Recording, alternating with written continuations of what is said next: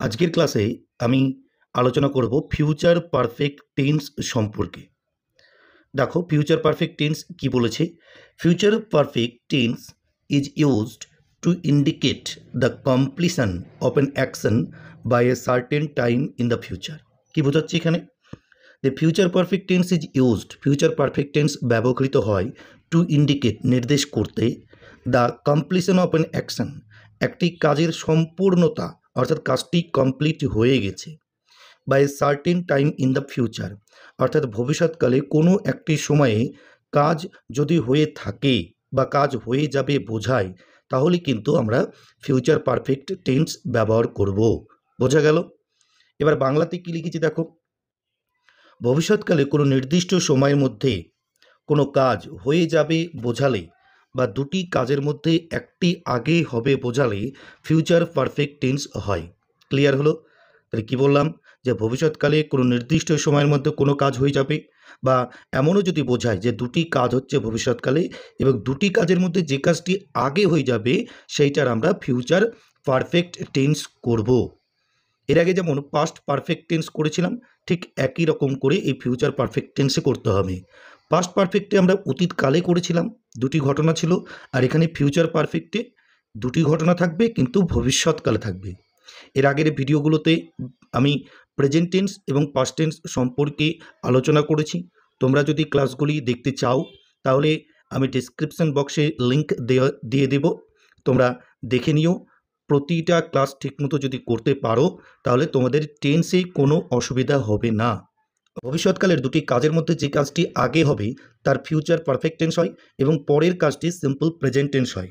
যেমন যদি বলি বাবা আসার আগে আমি কাজটি করিয়া থাকিব, তাহলে আমি কাজটি করিয়া থাকব, এই কাজটা আগে হচ্ছে, তারপরে বাবা আসবে, বাবা আসার আগে কিন্তু আমি কাজটা করে থাকবো। বোঝা গেল? তাহলে আমি কাজটি করে থাকবো এটির ফিউচার পারফেক্ট টেন্স হবে, আর বাবা আসার এটি হবে প্রেজেন্ট ইনডিফিনাইট টেন্স। ক্লিয়ার হলো? নেক্সট দেখো, বাংলায় চিনব কিভাবে আমরা ফিউচার পারফেক্ট টেন্স কীভাবে চিনব। বাংলায় ক্রিয়ার শেষে আ থাকিব, আ থাকিবা, আ থাকিবে, আ থাকিবেন এদের মধ্যে যে কোনো একটি যুক্ত থাকে তাহলে ফিউচার পারফেক্ট টেন্স হয়। বোঝা গেল কি বললাম? মনে রাখবে যে যদি কোনো ক্রিয়াপদের শেষে আ থাকিব, আ থাকিবা, আ থাকিবে, আ থাকিবেন এদের মধ্যে যে কোনো একটি থাকে তাহলে সেটিকে আমরা ফিউচার পারফেক্ট টেন্স বলবো। যেমন কি, যে সে তোমাকে সাহায্য করে থাকিবে, তার মানে কি ভবিষ্যৎকালে কাজটা করা হয়ে যাবে, কাজ সম্পূর্ণ বোঝাচ্ছে।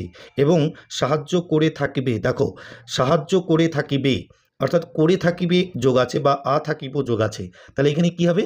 ফিউচার পারফেক্ট টেন্স হবে। ওকে, এবার ফিউচার পারফেক্ট টেন্স আমরা কিভাবে গঠন করব। কিভাবে গঠন করব?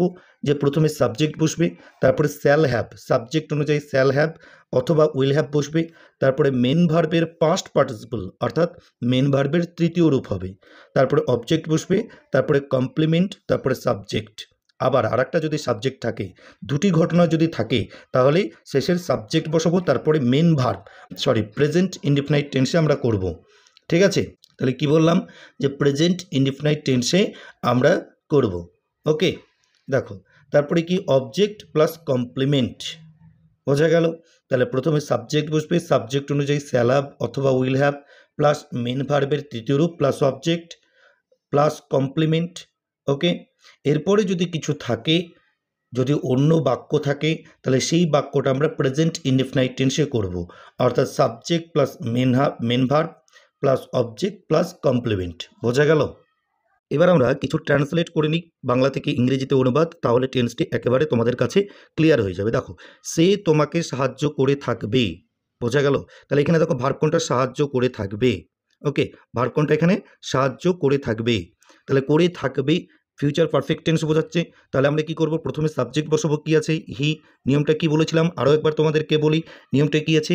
যে প্রথমে সাবজেক্ট বসবে, তারপরে শ্যাল হ্যাভ অথবা উইল হ্যাভ প্লাস মেন ভার্বের পাস্ট পার্টিসিপল রূপ, তারপরে অবজেক্ট, তারপরে আদার্স। ওকে, আর যদি দ্বিতীয় কোনো বাক্য থাকে তারপরে সেই বাক্যটার কোন টেন্সে হবে? Subject plus main verb plus object plus complement, অর্থাৎ ওটাই প্রেজেন্ট ইনডিফিনাইট টেন্সে করতে হবে। ওকে, তাহলে হি, হিয়ের পর উইল বসে, উইল হ্যাভ। ঠিক আছে। তারপরে ভার্বের তৃতীয় রূপ, ভার্ব কোনটা সাহায্য করে থাকবে, সাহায্য করা ইংরেজি কি হেল্প, হেল্পের সঙ্গে আমরা কি করব ইডি যোগ করব তৃতীয় রূপ, তাহলে হি উইল হ্যাভ হেল্পড, বাকি কি থাকলো তোমাকে, তোমাকে ইংরেজি কি ইউ, বোঝা গেল, he will have helped you.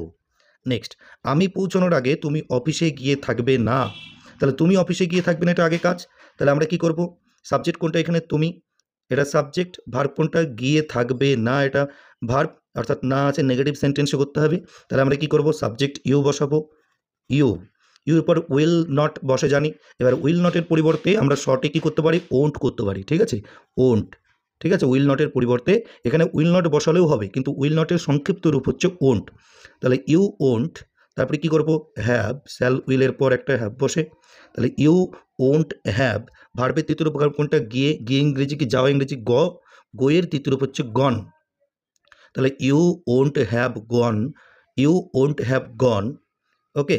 তারপরে কি করব দেখো, তারপরে কি আছে অফিসে, অফিস ইংরেজি কি অফিস, তাহলে to the office, to the office, okay.